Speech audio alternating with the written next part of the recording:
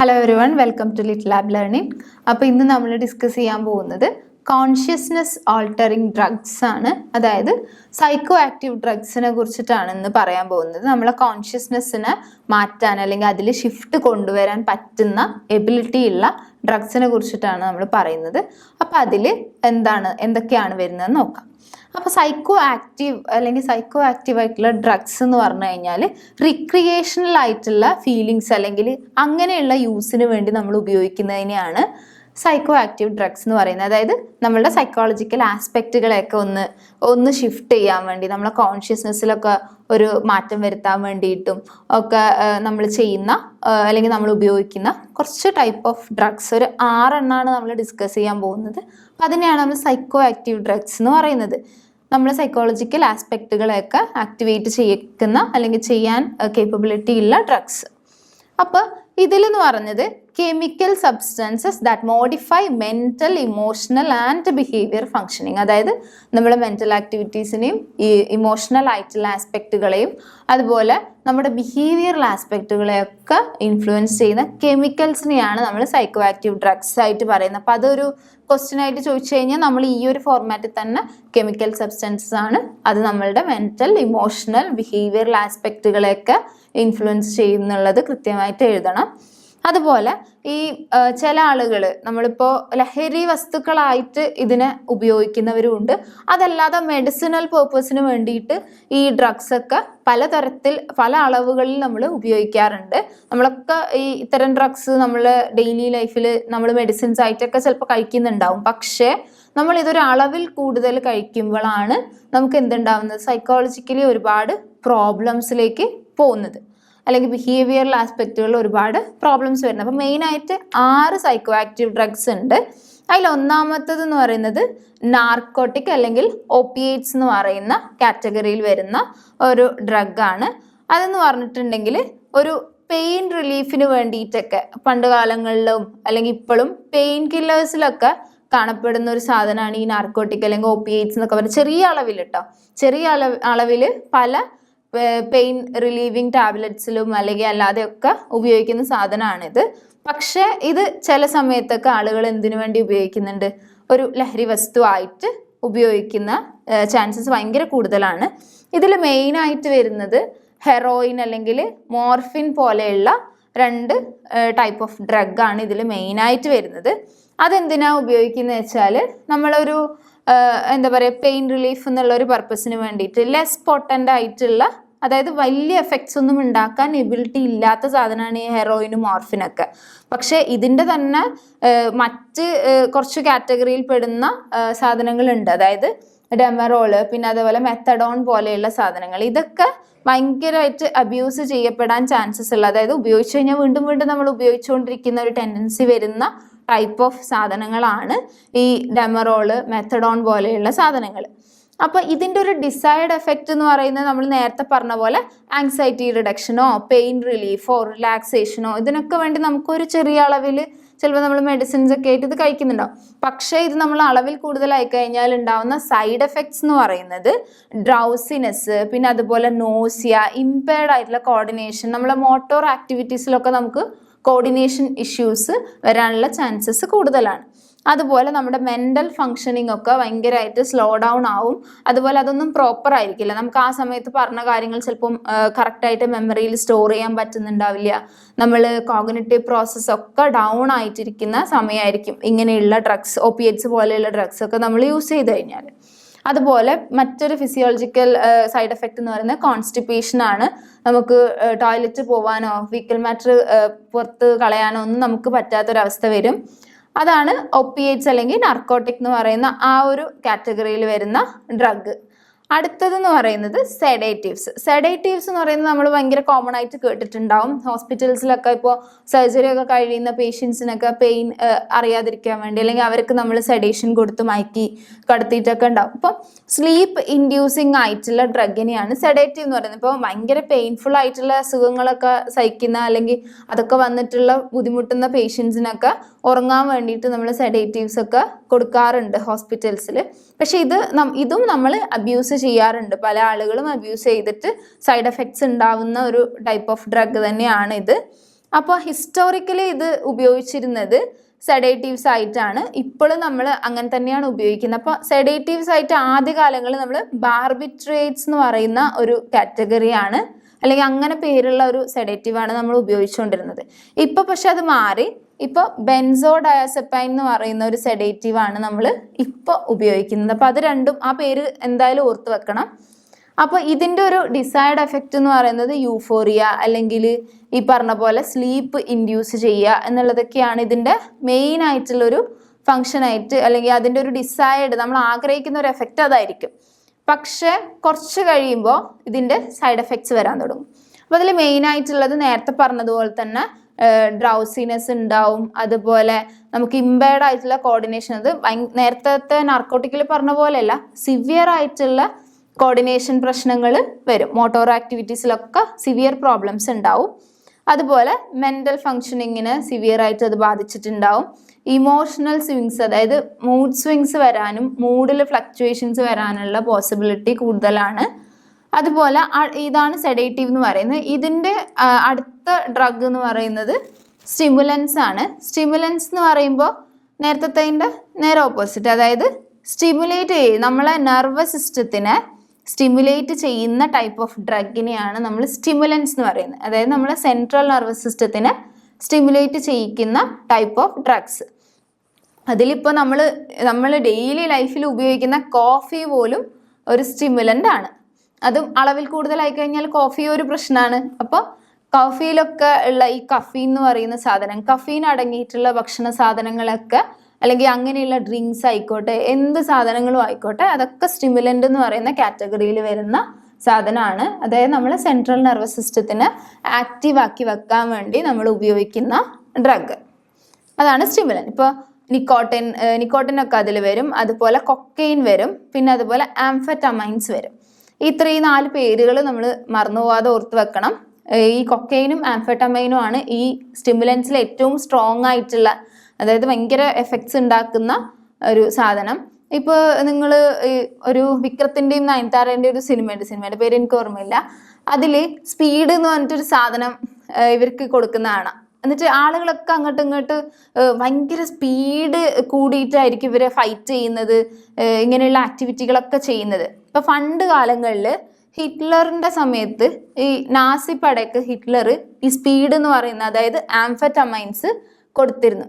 അതായത് ആംഫെറ്റമൈൻസ് കൊടുത്തിട്ടാണ് ഇവരെ എന്താ പറയുക, ഈ നാസി പടേനെ വാറിനൊക്കെ വേണ്ടിയിട്ട് വിടുന്നത്. അതായത് അവർ ഭയങ്കര ആക്റ്റീവായിരിക്കും. ആ സമയത്ത് ഭയങ്കരമായിട്ടുള്ള ആക്ടിവേഷൻ ഇവരെ എല്ലാ ഫങ്ഷൻസിലും കാണിക്കും. പിന്നെ എന്ത് ചെയ്യാൻ തുടങ്ങിയെന്ന് വെച്ചാൽ, ഇവർ ഈ ആക്ടിവിറ്റി കൂടിയത് കാരണം കൂടെയുള്ളവരെ തന്നെ ഇവർ അറ്റാക്ക് ചെയ്യാനും ആക്രമിക്കാനും ഒക്കെ തുടങ്ങി. അങ്ങനെ ഒരു ലെവൽ കഴിഞ്ഞു കഴിഞ്ഞാൽ, ഈ സ്റ്റിമുലൻസിൻ്റെ എഫക്റ്റ് കഴിഞ്ഞു കഴിഞ്ഞാൽ, പിന്നെ ഇവർക്ക് ഒന്നിനും പറ്റാത്ത തരത്തിൽ ഇവർ ടയേർഡായി, ഇവരുടെ സെൻട്രൽ നെർവസ് സിസ്റ്റം ഒക്കെ ഭയങ്കര ഡൗൺ ആയി, അങ്ങനെ കുറേ പേര് മരിച്ചിട്ടൊക്കെ ഉണ്ട്. അപ്പോൾ ആംഫെറ്റമൈൻ എന്ന് പറയുന്നതിന് മറ്റൊരു പേര് കൂടി ഉണ്ട്, സ്പീഡ് എന്നാണ് അതിൻ്റെ വേറൊരു പേര്. അപ്പോൾ സ്റ്റിമുലൻ്റ് കാറ്റഗറിയിൽ വരുന്ന ആംഫെറ്റമൈൻസ് നമ്മൾ പണ്ട് ഹിറ്റ്ലറിൻ്റെ കാലത്തൊക്കെ ഈ യുദ്ധത്തിന് പോകുന്ന ആളുകൾക്കൊക്കെ കൊടുത്തിരുന്നു എന്നാണ് പറയപ്പെടുന്നത് ഹിസ്റ്റോറിക്കലി. അത് എത്രത്തോളം നമുക്ക് അതിലൊക്കെ ഒരു ട്രൂത്ത് ഉണ്ട് എന്ന് അറിയില്ല, എന്നാൽ പോലും അതിനൊക്കെ നമ്മൾ അങ്ങനെയാണ് പഠിച്ചു വെച്ചിട്ടുള്ളത്. അപ്പോൾ ഈ ഒരു സംഭവം ഓർത്ത് വെക്കുക, ആംഫെറ്റമൈൻസിൻ്റെ ഫംഗ്ഷൻ, അതുപോലെ കഫീനും നിക്കോട്ടിനും. നമ്മളെ സെൻട്രൽ നെർവസ് സിസ്റ്റത്തിനെ ബൂസ്റ്റ് ചെയ്യുന്ന, ആക്ടിവേറ്റ് ചെയ്യിപ്പിക്കുന്ന ടൈപ്പ് ഓഫ് ഡ്രഗ് ആണ് സ്റ്റിമുലൻസ്. അത് സൈഡ് എഫക്ട്സ് ഉണ്ടാക്കുന്നത് എന്താ വെച്ചാൽ ഇൻക്രീസ്ഡ് ആയിട്ടുള്ള ബ്ലഡ് പ്രഷർ.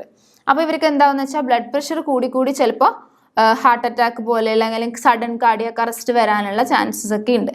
അതുപോലെ ഭയങ്കരമായിട്ട് സംസാരിക്കുക, ഇൻക്രീസ്ഡ് ആയിട്ടുള്ള ടോക്കറ്റീവ്നെസ്. കാരണം ഇവർ ഭയങ്കര ആക്റ്റീവ് അല്ലേ, എന്തെങ്കിലുമൊക്കെ ചെയ്ത് ഇവർക്ക് എനർജി കളയണമല്ലോ, അപ്പോൾ ഭയങ്കര ടോക്കറ്റീവ് ആയിരിക്കും. പിന്നെ അതുപോലെ റെസ്ലെസ്, ഇങ്ങനെ ഒരു കാര്യം ചെയ്യാൻ ഇങ്ങനെ ഭയങ്കര റെസ്ലെസ് ആയിരിക്കും, അടുത്തത് ചെയ്യണം ഇങ്ങനെ ഒരു പുരു എന്നൊക്കെ നമ്മൾ പറയില്ലേ, അതുപോലെ. പിന്നെ അതുപോലെ ഇറിറ്റബിലിറ്റി, ഭയങ്കര ഇറിറ്റേഷൻ ആയിരിക്കും ഇവർക്ക് ഓരോ കാര്യങ്ങൾ ചെയ്യാൻ. ഇവർക്കൊരു റെസ്റ്റ് ചെയ്തിരിക്കുന്ന ഒരു മോഡിലേക്ക് ഇവർ പോവുകയില്ല. പിന്നെ അതുപോലെ ഇൻസോംനിയ, കാരണം ഇവർക്ക് ടയേർഡ് ആവുന്നില്ലല്ലോ, ഇവരുടെ സെൻട്രൽ നെർവസ് സിസ്റ്റം ഇങ്ങനെ ആക്റ്റീവ് ആയിക്കൊണ്ടേ ഇരിക്കുകയല്ലേ ഇത് കഴിച്ചിട്ട്. അപ്പോൾ ഇവർ ഇൻസോംനിയ എന്ന് പറഞ്ഞൊരു കണ്ടീഷൻ ഇവർക്ക് ഉണ്ടാവും, അതായത് ഉറക്കമില്ലായ്മ, തീരെ ഉറക്കം വരില്ല ഇവർക്ക്. പിന്നെ അതുപോലെ അപ്പറ്റൈറ്റ് കുറയുക, അതായത് ഭക്ഷണം കഴിക്കാനോ അല്ലെങ്കിൽ അങ്ങനെ ഫുഡ് വേണം അങ്ങനെയുള്ളൊരു ടെൻഡൻസി ഒന്നും ഇവർക്ക് ഉണ്ടാവില്ല. കാരണം ഓൾറെഡി ഇവർക്ക് നല്ല എനർജി ഉണ്ട്, അപ്പോൾ ഭക്ഷണം കഴിക്കേണ്ട ആവശ്യമില്ല, അങ്ങനത്തെ ഒരു ഫീലിങ്സ് വരില്ല. പിന്നെ അതുപോലെ സ്വെറ്റിങ്ങും യൂറിനേഷനും കൂടും, വേർക്കുക, യൂറിനേറ്റ് ചെയ്യാനുള്ള ടെൻഡൻസി ഇങ്ങനെ വന്നുകൊണ്ടിരിക്കുക. പിന്നെ അതുപോലെ പാരനോയ, അതായത് പാരനോയ എന്ന് പറഞ്ഞു കഴിഞ്ഞാൽ നമ്മളെ ആരെങ്കിലും ഹാം ചെയ്യാൻ വരുന്നുണ്ടോ, അല്ലെങ്കിൽ എന്നെ ആരെങ്കിലും ഉപദ്രവിക്കാൻ വരുന്നുണ്ടോ, അല്ലെങ്കിൽ ഭയങ്കര സംശയം, എല്ലാ കാര്യങ്ങളിലും ഒരു പാരനോയ ഇങ്ങനെ ഇവർക്ക് ഫീൽ ചെയ്യാൻ തുടങ്ങും. പിന്നെ അതുപോലെ അഗ്രസീവ്നെസ് ഭയങ്കര കൂടുതലായിരിക്കും, അതായത് ദേഷ്യം ഇവർക്ക് ഭയങ്കര കൂടുതലായിരിക്കും, അത് ഇവർക്ക് കൺട്രോൾ ചെയ്യാൻ പറ്റാത്ത അളവിലുള്ള ദേഷ്യവുമായിരിക്കും. പിന്നെ പാനിക് ആവുക, എന്ത് ചെറിയ കാര്യം കണ്ടാൽ പെട്ടെന്ന് ഷോക്ക് ആവുക, അങ്ങനത്തെയൊക്കെ ബിഹേവിയേഴ്സ് ഇവർ കാണിക്കാനുള്ള പോസിബിലിറ്റി ഭയങ്കര കൂടുതലാണ്. ഇനി അടുത്തൊരു കാറ്റഗറി എന്ന് പറയുന്നത് ഹാലൂസിനോജൻസ് എന്ന് പറയുന്ന ഒരു കാറ്റഗറി ഓഫ് ഡ്രഗ്സ് ആണ്. ഇതിലെന്ന് പറയുന്നത് മെയിനായിട്ട് ഇപ്പം നമ്മൾ LSD ഒക്കെ ഭയങ്കരമായിട്ട് ഇല്ലീഗലായിട്ടുള്ള ഡ്രഗ്സ് ആണ്. അപ്പം LSD, അതുപോലെ മാസ്കലൈൻ, സൈലോസിബിൻ, ഇതൊക്കെയാണ് ഈ ഹാലൂസിനോജൻസ് എന്ന് പറയുന്ന കാറ്റഗറിയിൽ വരുന്നത്. ഹാലൂസിനോജൻസ് എന്താണെന്ന് വെച്ചാൽ നമ്മളെ സെൻസറി അല്ലെങ്കിൽ പെർസെപ്ച്വൽ എക്സ്പീരിയൻസസിൽ ഡിസ്റ്റോർഷൻ വരുത്തുക. ഡിസ്റ്റോർഷൻ എന്ന് പറയുന്നത് ഒരു ചേഞ്ച് അല്ലെങ്കിൽ ഒരു എന്താ പറയുക, ഒരു അൺവാണ്ടഡ് ആയിട്ടുള്ള ഒരു ചേഞ്ച് വരുത്തുക എന്നുള്ളതാണ് ഇതുകൊണ്ട് ഉദ്ദേശിക്കുന്നത്. അതായത് ഇല്ലാത്ത കാര്യങ്ങൾ കാണുക, ഇല്ലാത്ത കാര്യങ്ങൾ കേൾക്കുക, ഇങ്ങനെയൊക്കെ ആ സമയത്ത് ഉണ്ടാവും. ഈ LSD ഒക്കെ കഴിച്ചു കഴിഞ്ഞാൽ ഭയങ്കര ഒരു ഫാൻറ്റസി വേൾഡിൽ ഇവരെവിടെയോ വേറൊരു ലോകത്ത് നിൽക്കുന്ന പോലെ ആയിരിക്കും ഇവർക്ക് ഫീൽ ചെയ്യുന്നുണ്ടാവുക. അതായത് നമ്മൾ നോർമൽ സ്റ്റേറ്റ് ഓഫ് കോൺഷ്യസ്നെസ്സിൽ നിൽക്കുന്നത് പോലെ ആയിരിക്കില്ല ഇവരുണ്ടാവുക.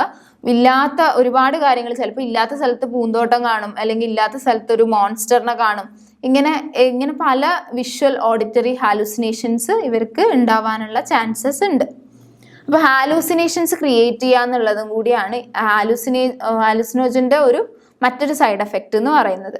അപ്പോൾ ഇതിലെന്ന് പറയുമ്പോൾ ഈ യൂസ് ചെയ്യുന്ന ആളുകൾക്ക് ഒരു മിസ്റ്റിക്കൽ ഫീലിങ്സ് അല്ലെങ്കിൽ ഒരു ഡ്രീം ലൈക്ക് ഫീലിംഗ് ആയിരിക്കും ഉണ്ടാവുക. നേരത്തെ പറഞ്ഞ പോലെ ഒരു ഫാൻറ്റസി വേൾഡിൽ നിൽക്കുന്നത് പോലെ എന്തോ മിസ്റ്റീരിയസ് ആയിട്ടുള്ള കാര്യങ്ങൾ ഇവർക്ക് ചുറ്റിനും നടക്കുന്നതായിട്ടൊക്കെ ഇവർക്ക് ഫീൽ ചെയ്യും. അത് അവർക്ക് റിയൽ ആയിട്ട് തോന്നും.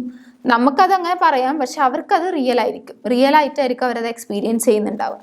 അപ്പം അവർക്കത് ഡിസ്ക്രൈബ് ചെയ്യാൻ പറ്റില്ല. ഇപ്പം നമ്മളടുത്ത് വന്നിട്ട് എനിക്ക് ഇന്നൊക്കെ ഉണ്ട് എന്നൊക്കെ പറയും, പക്ഷെ അവർക്കത് പ്രോപ്പർ വേയിൽ ഡിസ്ക്രൈബ് ചെയ്ത് നമ്മളോട് പറയാൻ പറ്റില്ല എന്താ സംഭവിക്കുന്നത് എന്നുള്ളത്. അപ്പം അതാണ് ഹാലൂസിനോജൻ്റെ ഒരു എഫക്റ്റ് എന്ന് പറയുന്നത്. അപ്പോൾ ഈ സമയത്ത് ഇവർക്ക് ഇമോഷണൽ സ്വിങ്സ് ഉണ്ടാവും. നേരത്തെ പറഞ്ഞ പോലെ പാരനോയ വരാനുള്ള ചാൻസസ് ഉണ്ട്, പാനിക് ആയിട്ടുള്ള റിയാക്ഷൻസ്. കാരണം ഈ ഹാലൂസിനേഷൻ ഉള്ളത് കൊണ്ട് തന്നെ ചിലപ്പോൾ ഇവരെന്തെങ്കിലും ഗോസ്റ്റ് പോലത്തെയോ അല്ലെങ്കിൽ ഒരു ബ്ലാക്ക് കളറ് സാധനത്തിനെയൊക്കെ കണ്ടിട്ട് ഇവർ ഭയങ്കര പാനിക് ആവുകയും ഓടിപ്പോവുകയൊക്കെ ചെയ്യുക, അങ്ങനെ വാൻഡറിങ് ടെൻഡൻസി ഒക്കെ വരിക, അങ്ങനെയൊക്കെ ഇവർക്ക് ഉണ്ടാവും. അപ്പോൾ ഇമ്പയർഡ് ആയിട്ടുള്ള ജഡ്ജ്മെൻറ്റ്, അതുപോലെ ഇപ്പോൾ ആരെങ്കിലും സംസാരിച്ചിരിക്കുകയാണെങ്കിൽ അവർ ചിലപ്പോൾ അവരെ കൂടെ മറ്റൊരാളും കൂടി നിന്ന് സംസാരിക്കുന്നതായിട്ടൊക്കെ ഇവർക്ക് ഫീൽ ചെയ്യും. അതുപോലെ ഇല്ലാത്ത ആളുകളുടെ സൗണ്ട്, അല്ലെങ്കിൽ മരിച്ചുപോയവരുടെ സൗണ്ട്, അല്ലെങ്കിൽ അവരുടെ പ്രസൻസ് ഒക്കെ ഇവർക്ക് കാണുക, അങ്ങനെയൊക്കെ ഇവർക്ക് തോന്നാനുള്ള ചാൻസസ് കൂടുതലായിരിക്കും. അപ്പോൾ അതാണ് ഹാലൂസിനോജൻസിൻ്റെ ഒരു മെയിൻ ആയിട്ടുള്ള സൈഡ് എഫക്ട്സും കുറച്ച് കാര്യങ്ങളും. അപ്പം അതിൽ LSD, മാസ്കലൈൻ, സൈലോസിബിൻ ഒന്നും മറക്കാതിരിക്കുക. അതാണ് ആ കാറ്റഗറിയിൽ ഇപ്പോൾ കറൻ്റ്ലി നമുക്ക് അറിയാവുന്ന കുറച്ച് ഡ്രഗ്സ്. അടുത്തത് കനാബിസ്. കനാബിസ് എന്ന് പറയുന്നത് നമ്മളെല്ലാവരും കേട്ടിട്ടുണ്ടാവും. ഈ മരിജുവാന എന്നൊക്കെ പറയുന്ന സാധനങ്ങൾ, ഹാഷിഷ് പോലെയുള്ള സാധനങ്ങളൊക്കെയാണ് ഇതിൽ വരിക. ഇപ്പോൾ ഒരു ഹെംപ് പ്ലാന്റിൽ നിന്നാണ് ഇത് ഉണ്ടാക്കിയെടുക്കുന്ന ഒരു സാധനമാണത്. അതായത് ഡ്രൈഡ് ലീവ്സ്, അതായത് ഹെംപ് പ്ലാന്റിൻ്റെ ഡ്രൈഡ് ലീവ്സ്, സ്റ്റെമ്മ്, ഫ്ലവർ, ഇങ്ങനെയുള്ള എല്ലാ സീഡ്സ്, ഇതുപോലെയുള്ള എല്ലാ സാധനങ്ങളും ഉപയോഗിച്ചിട്ട് ഒരു മിക്സ്ചർ ആണ് ഈ മരിജുവാന എന്ന് പറയുന്നത്. ഇതൊക്കെ വളരെ കോമൺ ആയിട്ട് എല്ലാവരും ഇതാണ് ഏറ്റവും കോമൺ ആയിട്ട് ഉപയോഗിക്കുന്നതെന്നാണ് എനിക്ക് തോന്നുന്നത്. അപ്പം ഒരു പ്ലാന്റിൽ നിന്ന് കിട്ടുന്ന അതിൻ്റെ എല്ലാ ഭാഗങ്ങളും മിക്സ് ചെയ്തിട്ടുള്ള ഒരു സാധനം. അപ്പോൾ ഇതിൽ സ്മോക്കിങ്ങിലൂടെയാണ് അധികം ആളുകളും ഇത് ഉള്ളിലേക്ക് എടുക്കുന്നത്. അതായത് ഈ കഞ്ചാവൊക്കെ നമ്മൾ വലിക്കുകയാണല്ലോ ചെയ്യുന്നത്. അപ്പോൾ നമ്മളെന്നല്ല, എല്ലാവരും വലിക്കുകയാണല്ലോ അത്. അപ്പോൾ സ്മോക്കിങ്ങിലൂടെയാണ് ഇത് അധികവും ഉള്ളിലേക്ക് എത്തിക്കുക. വളരെ ചെറിയ ഏജിലുള്ള +1, +2, 10, 8 തൊട്ടൊക്കെയുള്ള കുട്ടികൾ ഇപ്പോൾ ഭയങ്കര കോമൺ ആയിട്ട് ഇത് യൂസ് ചെയ്യുന്നുണ്ട്. സബ്സ്റ്റൻസ് യൂസ് ഡിസോർഡേഴ്സിൽ ഏറ്റവും കൂടുതൽ കഞ്ചാവ് വലിച്ചിട്ടുള്ള പ്രശ്നങ്ങൾ, കാനാബിസ് ഉപയോഗിച്ചിട്ടുള്ള പ്രോബ്ലംസ് തന്നെയാണ് ഉണ്ടാവുന്നത്. അപ്പോൾ ഇതിന് നമ്മളിപ്പോൾ പറയുമ്പോൾ വേറൊരു തരത്തിൽ പറഞ്ഞു കഴിഞ്ഞാൽ ഇത് ഗ്ലൂക്കോമ, അതുപോലെ കീമോതെറാപ്പി ഒക്കെ ചെയ്യുന്ന പേഷ്യൻസിൻ്റെ അവർക്ക് നോസിയ, വോമിറ്റിംഗ് ഇങ്ങനെയുള്ള പേഷ്യൻസിലൊക്കെ നമ്മളിത് ഒരു ട്രീറ്റ്മെൻറ്റ് മെത്തേഡായിട്ട് ഇതിൻ്റെ കുറച്ച് അളവിലൊക്കെ കൊടുക്കാറുണ്ട്. അപ്പോൾ നമ്മളൊരു സിനിമയിൽ കഞ്ചാവ് എന്തിൻ്റെയോ മരുന്നുണ്ടാക്കാൻ വേണ്ടിയിട്ട് കൊണ്ടുപോകുന്നതാണെന്നൊക്കെ പറഞ്ഞ് നമ്മൾ ഏതോ ഒരു സിനിമയിലൊക്കെ കേട്ടിട്ടുണ്ട്. അപ്പോൾ ഇതൊരു മെഡിസിനൽ പർപ്പസിന് വേണ്ടിയിട്ട് ഒരു പരിധി വരെ ഉപയോഗിക്കുന്നുണ്ട്. ഒരു ചെറിയ അളവിൽ, വളരെ ചെറിയ പെർസെൻറ്റേജിൽ ഇത് ഉപയോഗിക്കുന്നുണ്ട്. ചിലപ്പോൾ ഒരു 1% അല്ലെങ്കിൽ ഒരു 0.5% ഇത് ഉപയോഗിക്കുന്നുണ്ടാവും. ഗ്ലൂക്കോമ, അതുപോലെ കീമോതെറാപ്പി പോലെയുള്ള ട്രീറ്റ്മെൻറ്റുകൾ ചെയ്യുന്ന പേഷ്യൻസിൽ. പക്ഷേ ഇപ്പോൾ കോമൺ ആയിട്ട് ആളുകൾ ഉപയോഗിക്കുന്നത് എന്തിനു വേണ്ടിയിട്ടാണ്? എന്തോ മറ്റൊരു ഫീലിങ്സ് കിട്ടാൻ വേണ്ടിയിട്ടാണ്. അതായത് ഒരു ലഹരി വസ്തുവായിട്ടാണ് ആളുകൾ ഉപയോഗിക്കുന്നത്. അപ്പോൾ അങ്ങനെ ചെയ്യുമ്പോൾ ഇത് എന്തൊക്കെ എഫക്ട്സ് ഉണ്ടാക്കും, സൈഡ് എഫക്ട്സ് ഉണ്ടാക്കും എന്നുള്ളതും കൂടി പറയാം. അതായത് നമ്മളെ ഹാർട്ട് റേറ്റിൽ ഭയങ്കര വ്യതിയാനങ്ങൾ ഉണ്ടാവും. അതായത് ചിലപ്പോൾ ഭയങ്കര കൂടുതൽ ഹാർട്ട് ബീറ്റ് ഉണ്ടാവാം, ചിലപ്പോൾ ഭയങ്കര കുറവുണ്ടാവാം. അങ്ങനെയുള്ള ഹാർട്ട് റേറ്റിൽ പ്രശ്നങ്ങൾ, പൾസിലൊക്കെ പ്രശ്നങ്ങൾ വരാം. പിന്നെ അതുപോലെ കണ്ണിൽ ഇങ്ങനെ എന്താ പറയുക, ബ്ലഡ് ഷോട്ട്സ് ഉണ്ടാവാനുള്ള ചാൻസസ് ഭയങ്കര കൂടുതലാണ്. അതായത് കണ്ണിലുള്ള രക്തക്കൊഴലുകൾ, ചെറിയ ചെറിയ കൊഴലുകളിലൊക്കെ ഇങ്ങനെ ക്ലോട്ടിങ് ഒക്കെ വരാനുള്ള ചാൻസസ് ഉണ്ട്.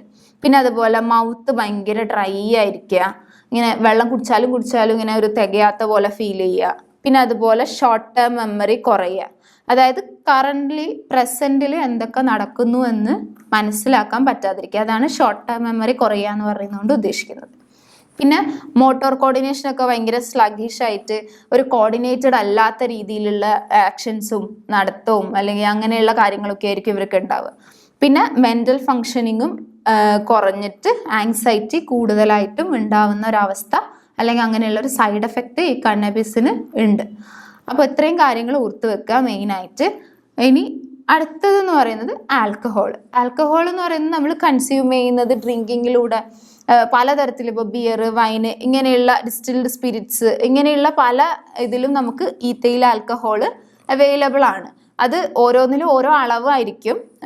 വൈനിലൊക്കെ ചെറിയ അളവുകളിലുള്ളതുണ്ട്, കൂടിയ വീര്യത്തിലുള്ളതുണ്ട്. അപ്പം ഇങ്ങനെ ഈ അളവുകൾ, അതിൻ്റെ പെർസെൻറ്റേജിൽ വ്യത്യാസങ്ങൾ ഉണ്ടാവും. ആൽക്കഹോളിൻ്റെ ഒരു കാര്യം പറയുമ്പോൾ തന്നെ നമ്മൾ ഓർക്കേണ്ട മറ്റൊരു കാര്യം എന്ന് പറയുന്നത് ആൽക്കഹോൾ ഇസ് എ ഡിപ്രസൻ്റ്. അതൊരു ഡിപ്രസൻ്റ് കാറ്റഗറിയിൽ വരുന്ന ഒരു ഡ്രഗാണ്. അതായത് നമ്മുടെ സെൻട്രൽ നെർവസ് സിസ്റ്റത്തിന് ആക്ടിവിറ്റി കുറയ്ക്കുകയാണ് ഇത് ചെയ്യുക.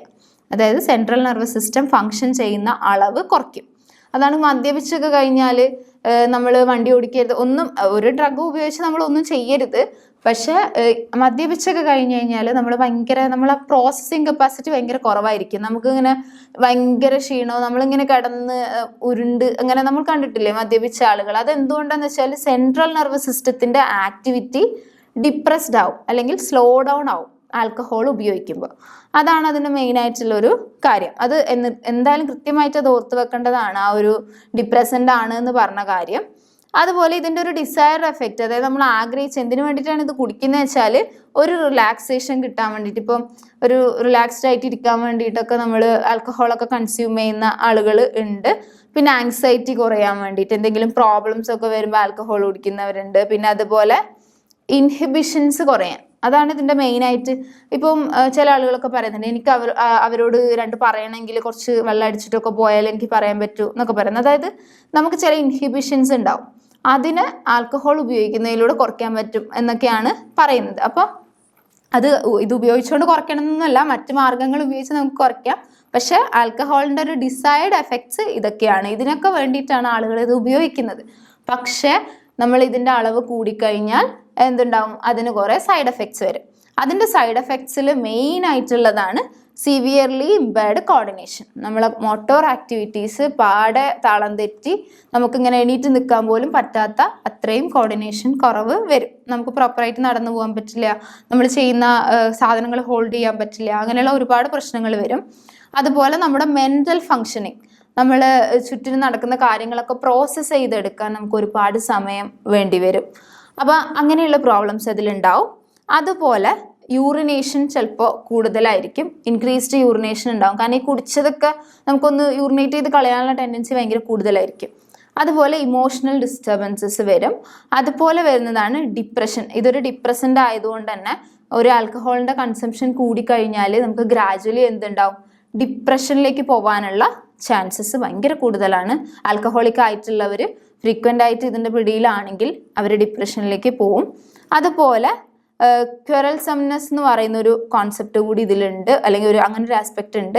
അതായത് ഇവരിൽ ഭയങ്കര ഒച്ചത്തിൽ വർത്താനം പറയുക, അങ്ങനത്തെ ടെൻഡൻസിയൊക്കെ ഇവർക്ക് വരും. പിന്നെ അതിൻ്റെ ഒരു നെക്സ്റ്റ് ഡേ എന്ന് പറയുന്നത് അതിൻ്റെ ഹാങ് ഓവർ ആയിരിക്കും. പിന്നെ ഒരുപാട് എഫക്ട്സ് ഇതിന് ഉണ്ട്.